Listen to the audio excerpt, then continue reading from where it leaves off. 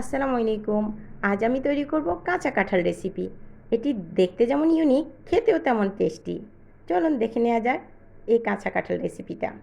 আমি এখানে প্রথমে একটি ছোট কচি দেখে কাঁঠাল কেটে নিয়েছি এবং হাতে পর্যাপ্ত পরিমাণ তেল এবং বটিতে তেল মাখিয়ে কাঁঠালটাকে সুন্দর করে কেটে নিব।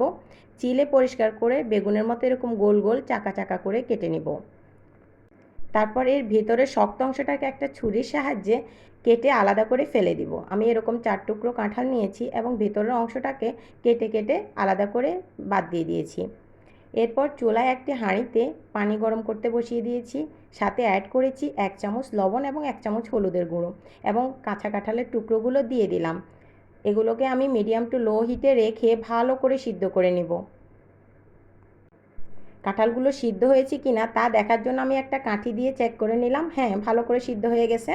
এরপর আমি একটা প্লেটে তুলে নিব এবং পরিমাণ মতো লবণ, হলুদের গুঁড়ো, মরিচের গুঁড়ো, জিরের গুঁড়ো, বাসায় যত ধরনের মশলা আমরা রেগুলার রান্নায় খেয়ে থাকি সেগুলো অ্যাড করব। করে এপিট ওপিট করে সব জায়গায় ভালো করে মেখে নিব। এরপর দিয়ে দিব একটা ডিম। ডিমটাকেও দিয়ে ভালো করে মেখে নিব। তারপর চুলায় তেল গরম করে একে ধীরে ধীরে মিডিয়াম টু লো হিটে সময় নিয়ে ভাজি করে নিব। এরপর দেখুন কত সুন্দর এরকম বাদামি যখন কালার হয়ে আসবে তখন এগুলোকে নামিয়ে নিব। Thank you for watching my video. আল্লাহ হাফেজ। অবশ্যই আমার চ্যানেলে ফলো দিতে ভুলবেন না।